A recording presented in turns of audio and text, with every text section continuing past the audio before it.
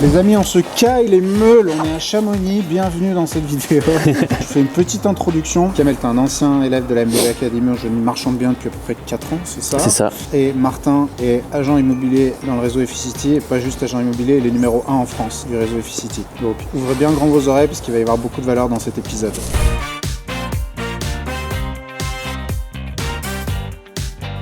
Merci de me recevoir, messieurs. Merci de Avec venir. plaisir. Expliquez-nous un petit peu pourquoi je suis en train de me cailler les miches dans la neige.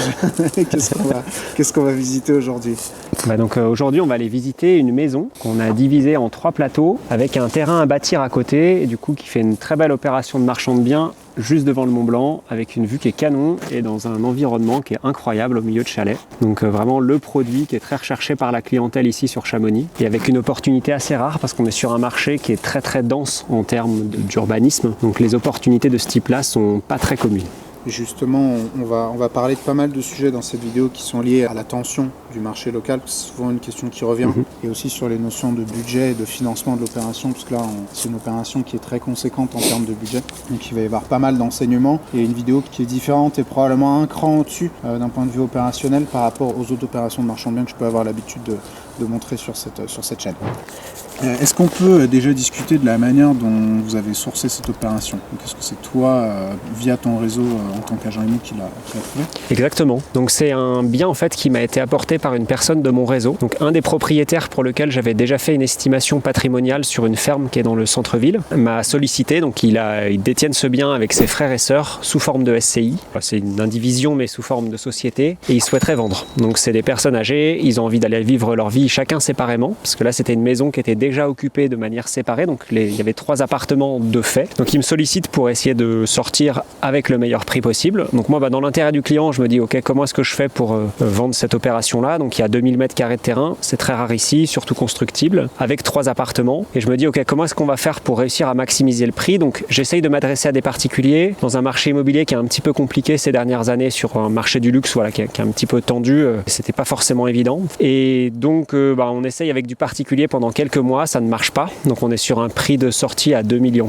affiché, on trouve personne. Prix de vente à 2,4 millions. Prix de vente 2,4 millions. Après, moi évidemment, dès le début, je me dis, ça ferait une super belle opération de marchand, parce qu'il y a une partie terrain, 3 appartements qui sont déjà faits à l'intérieur, la cage d'escalier, elle est bien implantée, etc. Enfin bref, ça coche beaucoup de cases. Mais voilà, on n'a pas le prix qui va forcément en adéquation avec les attentes des vendeurs. Donc on teste. Et puis, au bout d'un moment, en fait, je me dis, on va partir sur une opération de marchand. C'est conséquent pour une opération de marchand, parce que ça veut dire qu'on ne s'adresse pas forcément à tout le monde. Voilà, je pense qu'on y reviendra un peu plus tard dans la vidéo, mais c'est une grosse opération. Quand on inclut les travaux à faire en plus, forcément, c'est pas évident d'aller chercher un prix d'entrée à au moins 2 millions. Et donc, en s'adressant à plusieurs personnes, moi, le projet, je l'avais bien en tête. Et puis, c'est comme ça, en fait, qu'on en parle avec Kamel et que, du coup, Kamel a fait le pas. Vous vous êtes connus comment? On s'est connus, j'ai fait de la pige. Donc, Kamel avait mis des annonces sur le Bon Coin et j'ai appelé pour pouvoir savoir s'il n'avait pas besoin d'aide pour la commercialisation. Voilà, du travail. Le deuxième projet de Saint-Gervais. C'est ça, du travail d'agent immobilier à l'ancienne. Ouais. Je rappelle que même quand tu es... c'est probablement pour ça aussi que tu arrives à être numéro 1, mais c'est même quand tu arrives au top et que tu es numéro 1, tu continues à faire le travail de base qui est de prendre ton téléphone, d'appeler et de faire la pige. C'est ça. Moi, je crois que marchand ou agent immobilier, le travail de prospection, c'est le nerf de la guerre. Et c'est vrai, l'hygiène commerciale fait que si jamais tu veux durer dans le temps, si tu n'as pas un moyen d'acquisition, ça peut être de la prospection bête et méchante comme de la pige, ou alors ça peut être du réseau, etc. Mais en tout cas, si tu n'as pas ce flux de leads, clairement, tu ne vas pas aller loin et tu ne vas pas aller loin longtemps en tout cas. Et Kamel, quelle impression tu lui as faite pour qu'il se rappelle de toi au point de te proposer un dossier à 2 millions d'euros? Il y avait eu un bon feeling déjà. J'avais bien aimé son approche parce qu'il avait réfléchi au fait surtout à qui il allait le vendre. Et l'agent immobilier ne pense pas forcément à ça dès le départ. Et il s'était un peu cassé la tête sur le dossier, je crois. Et je crois que je l'avais rappelé et je lui avais dit ça ne tente pas de faire une opération de marchand de biens. Et ce dossier était venu par la suite. Ok, et je vais tout de suite rentrer dans le vif du sujet. Comme c'est une opération avec un budget extrêmement conséquent, toi tu t'es lancé, on a tourné une vidéo ensemble hier, et normalement elle sera sortie avant celle-ci. Si vous ne l'avez pas vue, allez la voir. Juste pour vous resituer, pour beaucoup de personnes qui souvent vont se dire ah oui, mais lui, ça fait 10 ans qu'il est marchand de biens, il a énormément de capital, etc. Toi tu t'es lancé il y a 4 ans avec 30 000 balles, et aujourd'hui tu es sur une opération, alors en association bien sûr, à 2 millions d'euros. Est-ce que c'est pas un truc justement qui t'a fait peur ou La peur, forcément, elle est existante, hein. Elle l'était. C'était le plus gros projet sur lequel on se lançait. Donc forcément, tu te questionnes avant de te lancer sur un projet comme ça. Après, les dépenses sont les mêmes. Au début, elles sont les mêmes pour une petite opération qu'une grosse. Donc ton géomètre, il va te coûter la même chose parce que mettre en copro une propriété, c'est pareil, et puis détacher un terrain, c'est pareil en termes de coût. Donc le risque, il était là, et c'était surtout bien le border, avec des conditions suspensives qui allaient avec. Une déclaration préalable pour détacher le terrain. Suite à ça, un permis de construire pour construire les 2 chalets. Enfin, voilà. Si ça vous va, je propose qu'on aille faire un petit tour à l'intérieur. Et puis comme ça, vous pouvez nous montrer un petit peu le bâti. Bien et sûr. puis on continuera de là. Au niveau surface, ça représente combien à peu près tout le bâtiment là? Il y a 90 mètres carrés par plateau. Et donc tu m'as dit qu'avant c'était déjà divisé en 3 appartements. Ouais, c'est ça en fait. Ici, tu avais un appartement qui était occupé par un des frères, au-dessus un autre, et en haut, en fait, sous des combles assez élevés, du coup, il y en avait un autre qui habitait, qui s'était fait un box à l'intérieur pour habiter. Ici, vous avez fait la démol. Est-ce que vous faites autre chose que la démolition? Ouais, en fait, là, tu vois les colonnes. On a dû tout rouvrir pour refaire les réseaux parce qu'on a passé des caméras dedans et les colonnes en béton étaient vraiment dans un sale état. Okay. Donc on a remis des colonnes en PVC partout, les arrivées d'eau, des compteurs élec. Et aussi ici on a démoli le bas. Après il y avait une petite subtilité ici, c'est qu'on est en zone à risque sur le PPR. Ça risque quoi d'inondation? Torrentiel, ouais. Okay. Flux torrentiel, et sur 1 mètre, on devait faire en sorte que la porte puisse résister à 3 tonnes. Okay. Donc ça a été aussi quelque chose de compliqué à gérer avec la boîte qui construisait la fenêtre. Mais bon, voilà. Et on a enlevé les cloisons parce que c'était des très petits volumes. Tu vois, on voit encore au sol là où il y avait toutes les cloisons. Et du coup, moi, quand je faisais les visites, les clients, ils avaient vraiment beaucoup de mal à se projeter parce qu'en fait, on n'était que dans des choses très petites. Oui. Et même si cette pièce-là, elle est très belle, mais en fait, on a largement de quoi faire un salon, une cuisine, une autre chambre, etc. Mais quand les cloisons étaient marquées, en fait, c'était très très dur de se projeter. Vous avez essayé de pré-commercialiser, vous avez essayé de commercialiser avant d'avoir acheté, j'imagine? On l'a fait, mais sans les ouvertures comme ça, c'était pas évident. Et les plateaux ça prend toujours un peu plus de temps. Donc la maison, elle était belle, mais la façade n'était pas forcément hyper esthétique, etc. Donc là, avec la façade qui vient d'être terminée, donc tu reviendras aussi sur les travaux, sur la partie extérieure du bâti. Donc nous, dans l'idée, c'était qu'on puisse proposer en fait une maison dans laquelle il y ait des travaux à faire à l'intérieur, mais sur la copropriété, il n'y ait vraiment rien. Donc une toiture nickel, l'isole, etc. Là, c'était encore pas évident parce qu'en fait, les gens y venaient, mais c'était ni l'extérieur ni l'intérieur en fait était en version finale. Donc la capacité de projection n'est pas forcément quelque chose de très commun. Donc quand on se retrouve avec des choses hyper chargées à l'intérieur, en fait, la plupart des clients, ils ont du mal à passer le step d'après, quoi. Pour parler un petit peu chronologie, le bien, Martin te l'a proposé à peu près à quel stade? Il me semble que c'était décembre 2023 et janvier 2024, on faisait une offre. Et on a signé le compromis en juillet 2024 et avec les délais d'urbanisme, ça nous a emmené à octobre 2025. Alors attends, entre le moment où ça t'a été proposé en début 2024 et le moment où la promesse a été signée en juillet, pourquoi ça a été aussi long? Déjà parce que le prix était affiché à 2,4 millions. Ouais. Et nous, notre offre, on l'a fait passer à 2 millions. Martin, il te l'expliquera mieux que moi, mais il devait tester aussi le marché pour pas léser les vendeurs. Et voilà, je te laisse continuer là-dessus. C'est ça, c'est que moi après, j'ai l'intérêt du vendeur en tête en premier. Ouais. C'est que des fois, on dit, l'agent immobilier, s'il voit une opération de marchand, il va la proposer comme marchand, mais on sait que souvent, elle va passer pour avoir la marge en fait, à un prix qui va être en dessous d'un prix vendu à des particuliers. Donc c'est sûr que là, quand on est sur des différences de prix de l'ordre de 20%, c'est des gros montants, 20% de 2 millions. Ouais.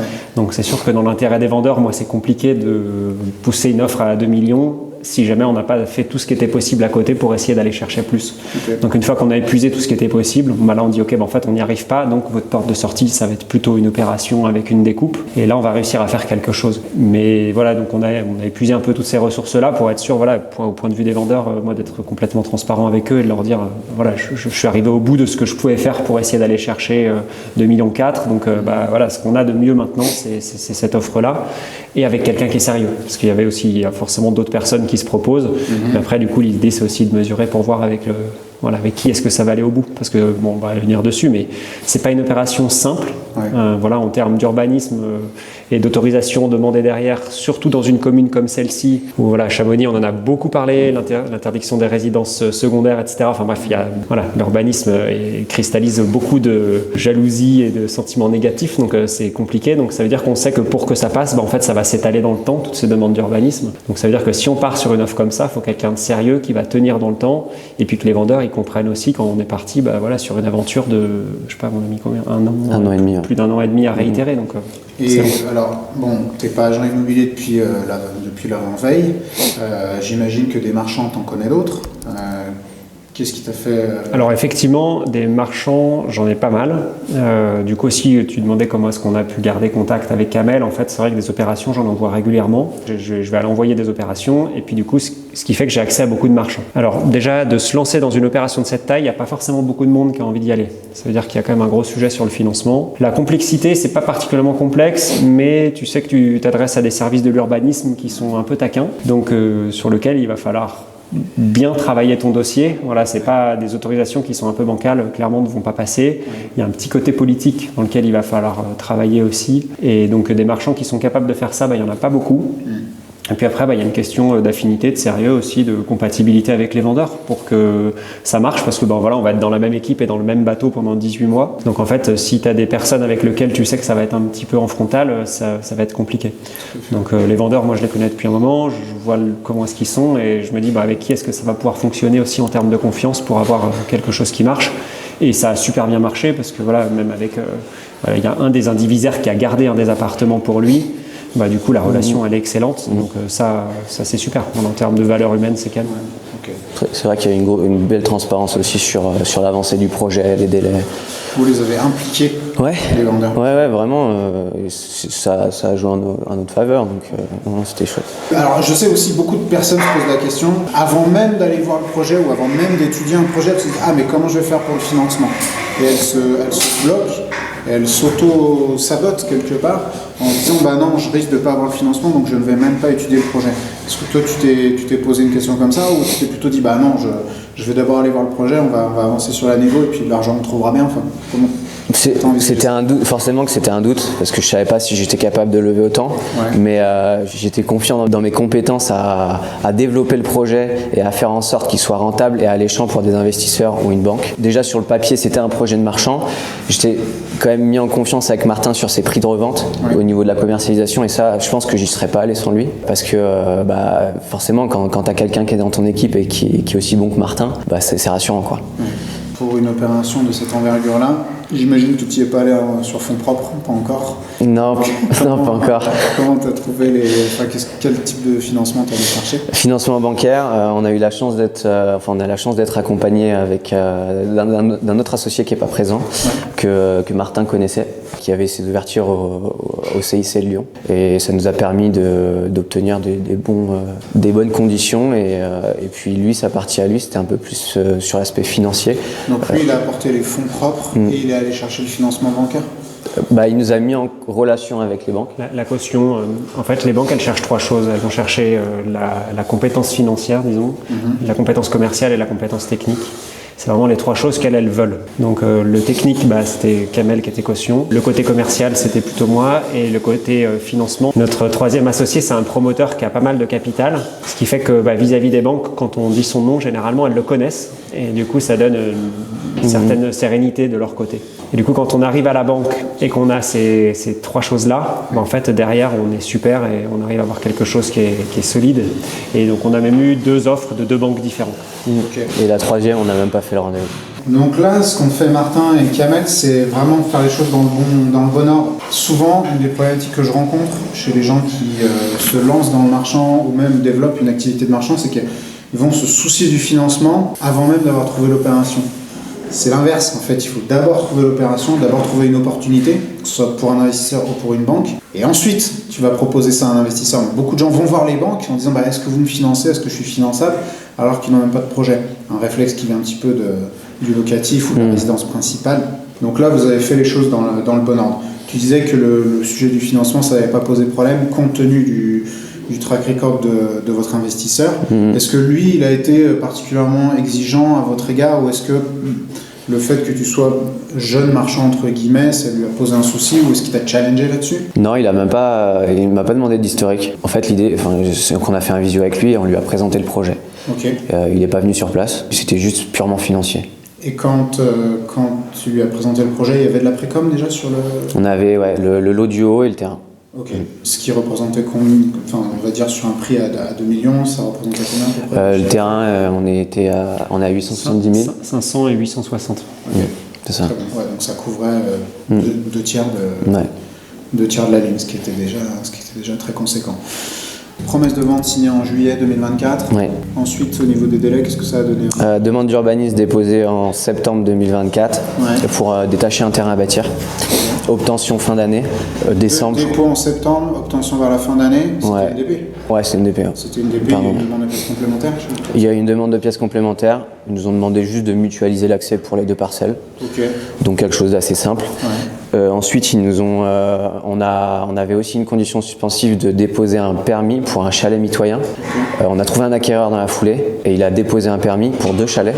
Okay. Donc on a fait un avenant avec nos vendeurs. Un permis qui lui a été refusé. Ils ont oublié de demander des pièces complémentaires, ils étaient dans le jus. Donc ils ont fait un refus. Ouais. Donc il a redialogué avec eux et il a redéposé un dossier et il l'a eu. Et en parallèle, nous on a déposé une déclaration préalable pour la façade. Et on a tout séquencé. Parce que si on y allait d'un bloc, avec toutes les autorisations d'urbanisme d'un coup, c'est sûr qu'on avait un refus global. Ah ouais. Okay. Et du coup, c'est pour ça que ça a pris du temps aussi, parce qu'on y était du coup demande par demande. Voilà. Et du coup, demande par demande. Et ce qui est rigolo, c'est que même l'adjoint à l'urbanisme, à un moment, il a demandé à un des vendeurs, mais vous faites quoi là-bas? En fait, il n'a pas connecté les points, parce qu'il a tout vu passer, mais dans un temps assez espacé, et il n'a pas vu l'opération passer. Donc en fait, tout est passé assez facilement. Alors que si on y allait d'un coup, c'est sûr que dans un marché où il y a une grosse financiarisation du foncier, du coup, les politiques, ils ont plutôt tendance à jouer la carte de dire attendez, nous on joue pas ce jeu-là et du coup on bloque tout ce qui est sur un côté spéculation. C'était la petite astuce dans des endroits comme ça de se dire on joue la patience et on séquence. Pas mal. Et même notre offre, on l'a présentée comme ça, comme quoi on déposait 2 mois après avoir obtenu la déclaration préalable, le permis de construire. Et il faut savoir aussi que sur cette commune, ils sont assez friands des sursis à statuer. Ouais. Donc c'est pour ça qu'on voulait y aller à tatillon et pas tout balancer d'un coup pour... ça se trouve, on aurait perdu notre trésorerie bêtement. Et pendant la phase du permis de construire, on a appris qu'ils voulaient mettre en place la loi Le Meur. C'était le fait d'interdire finalement les nouvelles constructions pour de la résidence secondaire. Sauf que les 2 bâtiments étaient prévus donc, pour une résidence principale, mais le second était pour du locatif. On était en cours d'instruction quand c'est arrivé. Donc c'est vrai que ça nous a fait un peu suer. C'était chaud. Ouais. En tournant cette vidéo en janvier 2026, on en est où là concrètement, en termes de travaux et en termes de commercialisation? Alors niveau travaux, du coup on a arrêté le 3 octobre. Enfin, nous, il y a une période qu'il faut vraiment qu'on aille vite, c'est au 15 novembre. C'est qu'il y a une trêve hivernale ici. Donc il fallait vraiment qu'on fasse tous les travaux de terrassement. C'est-à-dire trêve hivernale, en quoi ça consiste? C'est que la commune nous empêche de faire des travaux de terrassement sur la voie publique à partir du 15 novembre. À cause de tous les touristes qui débarquent. Ouais, et puis à cause le sol est gelé. Ouais, voilà, le sol est gelé aussi. Et du coup, tous les concessionnaires, que ce soit Enedis et Suez, il fallait qu'on les fasse passer avant. Okay. Pour ça, il fallait qu'on fasse des travaux préliminaires d'installation, tout ce qui était élec et eau. Et après, notre façade aussi, quand le gel arrive, on ne peut plus projeter. Enfin, je m'étais dit, il faut qu'on finisse la façade avant le 15 novembre. Et on commençait le 3 octobre. Sachant qu'on faisait une isolation d'extérieur et tout, il fallait se bouger, quoi. Il y a encore des finitions à finaliser, mais on s'est plutôt bien démerdé, quoi. Donc, vous avez acheté en octobre 2025, vous avez réussi à faire les travaux que vous deviez faire en extérieur avant cette fameuse trêve hivernale. Là, on est en janvier 2026. Qu'est-ce qui vous reste à faire? Et au niveau planning de la vente, ça donne quoi? Alors pour les travaux qui nous restent à faire, on a cette cage d'escalier là qu'on est en train de finaliser. Après, il y a l'électricien qui doit passer. Et je me bats toujours un petit peu avec le mec de la façade pour qu'il finalise les petites malfaçons. Ouais. Mais sinon, voilà, le 15 janvier, on aura finalisé. Okay. Excepté peut-être ces petites finitions à rattraper. Et puis sur la partie commercialisation, je te laisse développer. Sur la partie commercialisation, du coup, l'appartement du haut est vendu. Le terrain, du coup, l'acquéreur du terrain a fait défaut sur le financement. Mais ce qui nous arrange, parce qu'en fait, donc, il a un permis purgé. Et nous, on a signé dans l'avenant que lui, si jamais il fait défaut, il doit nous transférer le permis avec une pénalité, autrement. Donc, ce qui fait qu'on va récupérer le permis du terrain sur lequel il a déjà un acquéreur et moi, j'ai l'acquéreur pour l'autre chalet. Et du coup, on est plutôt partant pour se lancer à faire la construction derrière. Okay. Voilà. Donc ça nous arrange. Donc, ça veut dire qu'au lieu de vendre le terrain à 860, on va construire 2 chalets à 1,5 million. Voilà, donc, Et puis sur les plateaux, sur les 2 plateaux là, moi j'ai un peu coupé la commercialisation là, enfin j'ai pas trop appuyé sur le bouton pour l'instant parce que tant que la façade elle était pas propre, c'était compliqué pour les personnes de se projeter. Puis on a une période de l'année aussi en termes de saisonnalité et clairement le octobre, novembre, décembre c'est pas le moment où ça se passe le plus. Donc là voilà, c'est plutôt sur la partie printemps où ça va se décanter. Est-ce qu'il y a des choses que vous voudriez partager aux gens qui vont regarder cette vidéo, que ce soit des leçons que vous avez tirées de cette opération, des conseils que vous voudriez donner? Ouais, moi je pense à 2 choses. Il y a tout ce qui se passe à l'urbanisme et l'aspect politique a vraiment sa place, il faut vraiment le prendre en considération. On l'a remarqué sur ce projet, on a eu des craintes à ce sujet. Donc je pense vraiment qu'au-delà de regarder le PLU, faut se rapprocher des élus, échanger avec eux, parce que c'est nécessaire. Enfin du moins sur cette commune-là, je pense qu'il faut s'adapter aussi à la commune où on va. Et le deuxième point, c'est une petite anecdote parce que j'ai appris ça il y a pas longtemps, c'est qu'il y avait un sujet sur le terrain, il y a les réseaux du voisin qui passent. Et ça a été une problématique à un moment qui nous a fait qui nous a fait peur parce qu'on pensait que le projet allait capoter à cause de ça.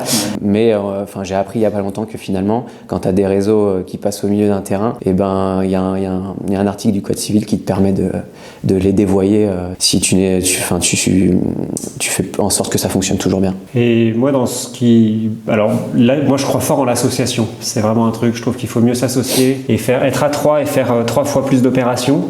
En fait, tu te dérisques beaucoup par rapport à faire une opération tout seul en se disant comme ça je capte toute la marge. Clairement mon but, je reste le plus focus possible sur là où je suis fort, sur la commercialisation. Voilà, j'ai pas trop d'intérêt à aller apprendre tout l'aspect technique du marchand de biens. Je préfère m'associer avec quelqu'un. Et pareil, en fait, en faisant rentrer notre autre associé, en fait, on va encore aller chercher une autre compétence qui sinon on devait l'acquérir, ça nous prendrait celle-là littéralement des années, voire jamais. Sur le côté financier. Donc en fait, on a bien mieux à s'associer. Et je vois en parallèle, là, j'accompagne pas mal de marchands ou des promoteurs un peu à toutes les échelles. Et j'ai une opération pas très loin sur lequel je commercialise pour un promoteur qui est tout seul, de A à Z. Ça se passe bien et moins bien par moment. C'est super dur tout seul, quoi. Et là, il se retrouve dans des passages où, en fait, tout seul, il est tout seul, quoi. Donc il m'appelle comme si j'étais son associé, puis on discute ensemble, mais je suis pas parti à l'opération. Et donc lui, je vois qu'émotionnellement, c'est hyper impliquant, quoi. Donc dans l'immobilier, dans lequel on a quand même des grosses vagues émotionnellement, voilà, vous voyez de quoi je parle. Et, du coup, quand tu as quelqu'un avec qui partager les victoires, les défaites et tout, c'est quand même beaucoup plus simple. Donc s'associer, pour moi, c'est un truc qui est top. Puis même quand je regarde de manière globale sur ma vie, les projets que je retiens le plus, c'est souvent ceux quand même où, même si j'étais des choses où ça a été tout seul parce que c'était du sport individuel ou des choses comme ça, mais c'est des choses que j'aurais pas pu faire sans les autres.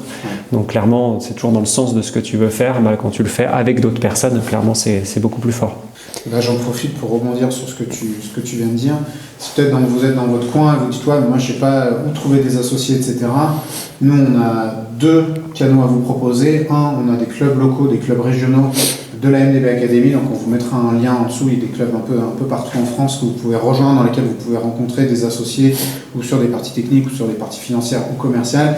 Et aussi on a un programme d'accompagnement MDB 360 qui est dédié aux marchands de biens qui veulent justement faire des OP et qui en ont un peu marre d'être justement de se taper les montagnes russes émotionnelles tout seul. Et là on peut vous accompagner sur tous les aspects pour que vous ne soyez pas seul à affronter tous ces sujets-là. Donc là aussi on vous mettra le lien juste en dessous de la vidéo. Tu voulais rajouter quelque chose ? Ouais, je rebondis sur ce que Martin a dit. C'est vrai que le fait de s'associer, c'est un plus aussi sur, comme je l'ai dit hier, le cerveau collectif. Tu vois, cette histoire des 2 chalets, on n'aurait jamais pensé à y aller sans notre associé. Qui lui est promoteur de métier, mais on s'était jamais dit qu'on se lancerait dans de la construction. Et sa vision à lui a fait que maintenant on va le faire. Mais ouais, c'est aussi cette force qu'on a en groupe, quoi. Alors moi aussi une chose, c'est là on est sur un emplacement qui est vraiment canon. Et malgré tout, c'est pas forcément hyper simple. Mais en tout cas, on voit qu'on a un marché immobilier qui a beaucoup changé là sur les 5 dernières années. On avait un marché classique Puis on a eu le Covid qui est passé par là, donc avec quelque chose qui a vraiment bouleversé les modes de consommation de manière générale, on va dire. Mais voilà, très spécifiquement sur l'immobilier. Et là, on revient encore sur autre chose. Là, on a un marché qui s'est hyper recentré sur l'emplacement. On dit voilà, les 3 règles principales en immobilier, c'est faire attention à l'emplacement. Et on revient vraiment très très fort là-dessus, quoi. Donc là, je peux voir sur un peu tout ce que je fais, c'est vraiment faire attention à l'emplacement. On est sur un moment où c'est très dur et plus ça va aller et plus ça va revenir vers ça. Ces moments où c'est un peu tendu. Donc bien faire attention en se lançant dans des opérations où on voit voilà, celle qui marche bien. Là, on est en train d'en faire une autre un petit peu plus haut dans la vallée où du coup l'emplacement il est canon et en fait même si ça paraît moins sexy au premier abord, et en fait la liquidité elle est super bonne. Donc voilà, plus que même si l'opération sur le papier elle tourne très bien, mais en fait si l'emplacement il est pas super, c'est galère. Messieurs, merci de m'avoir reçu. Je vais aller me faire décongeler les pieds maintenant. Et je vous souhaite une bonne réussite pour cette fin d'opération. Merci beaucoup. Merci Yannick.